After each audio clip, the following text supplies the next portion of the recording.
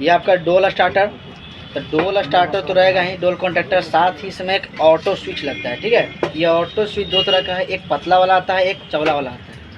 जब भी कनेक्शन दोनों का सेम ही है, इससे भी 7 तार है, इससे भी 7 तार है।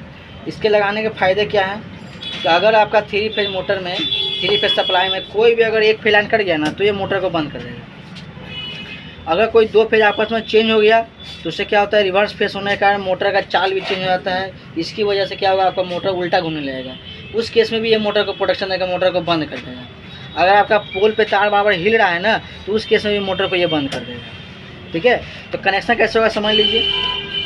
सबसे पहले आपका डोल कॉन्टैक्टर, आपका 3 फेज इनपुट का, ठीक है, और ये 4.8 फुट का होता है। कनेक्शन कैसे करना है, तो सबसे पहले 3 फेज सप्लाई इनपुट करेंगे, RYB क्या है, 3 फेज का करंट कोडिंग होता है। साथ ही यहीं से RYB इस कॉन्टैक्ट क्या बोलते हैं, ऑटो स्विच में देना है, RYB NV S1 S2। यहीं से क्या किए हैं कि हम R फेज जो है वो दे दिए इसके, साथ ही Y फेज भी देंगे,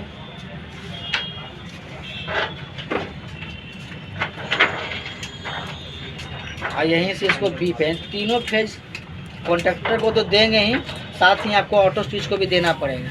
दे दिए। अब क्या करना है कि उसी प्रकार कॉइल को एक लाइन डायरेक्ट देंगे, जैसे मान लीजिए इधर से हम दे देते हैं ताकि ज़्यादा गिजबिज ना रहे। इसको मिल गया, बच गया एक फेज और।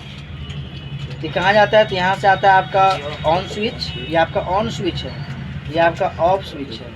ऑन में गया, ऑन से निकल के ऑफ में, और ये चल जाता है कॉइल को। लेकिन यहाँ आपको चेंजिंग करना है, ये चला जाएगा, यहाँ पे आपको 2 पॉइंट दिख रहा है NV, इससे 2 वायर निकल रहा है ना, इसको आप N पे दीजिए, अभी किसी भी दे सकते हैं। माना कि हमने इसको N पे दिया तो V से निकल के यहाँ चला जाएगा, यहाँ लिखे तब ना, जैसे यहाँ 2 वायर निकल रहा है हरा सा, तो पता चल रहा है कौन N है कौन V नहीं पता चलेगा। तो किसी एक को N मानकर और किसी एक को V मानकर आपको जोड़ देना है। जोड़ दिए। अब बच गया S1 and S2। S1 S2 show करता है स्विच का, ये 2 पॉइंट है ना, यहाँ पे आपको 2 पॉइंट दिख रहा है ना, ये दोनों पॉइंट किसी एक को S1, इसको S2 मान लेते हैं। इसको माना कि हमने S1, इसको S2, ऑन स्विच वाले पे से, तो S1 को जोड़ेंगे हम S1। अब इसमें भी 2 पॉइंट है, किसी जोड़िए, कोई फर्क नहीं पड़ता है, S2 मान लेते हैं। दे दिए। यहाँ तो हो गया। साथ ही आपका यहाँ से एक होल्डिंग वायर जो कि यहाँ से निकल के यहाँ जाता है, आपको ये भी देना जरूरी है। अगर ये नहीं दीजिएगा तो ये बटन दबाएंगे, ये वाली बटन, तो आपको ऑन तो होगा, लेकिन जैसे छोड़ेंगे तो बंद हो जाएगा। अब जैसे ये वर्किंग करेगा तो आपका यहाँ से ये R फेज सामने निकलेगा, यहाँ से आपका ये Y फेज निकलेगा, और ये आपका B फेज निकलेगा। तीनों फेज यहाँ से आपका आउटपुट कर गया। यहीं पे आपको मोटर का जो 3 वायर हुआ ना, 3 तार यहाँ पे आपको जोड़ना है।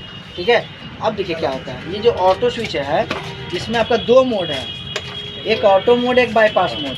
ऑटो मोड का अर्थ होता है कि अगर आपका ये ऑटो मोड में है तब इस ऑटो स्विच के अंडर में ये काम करेगा। कहने का मतलब अगर 2 फेज चेंज हुआ तो बंद करेगा, 1 फेज कटेगा तो। अगर ये बाईपास मोड में है ना, तब ये वर्किंग नहीं करेगा, जैसे चल रहा है वैसे मोटर चलने छोड़ देगा। बाईपास का मतलब होता है इसके कंट्रोल से बाहर।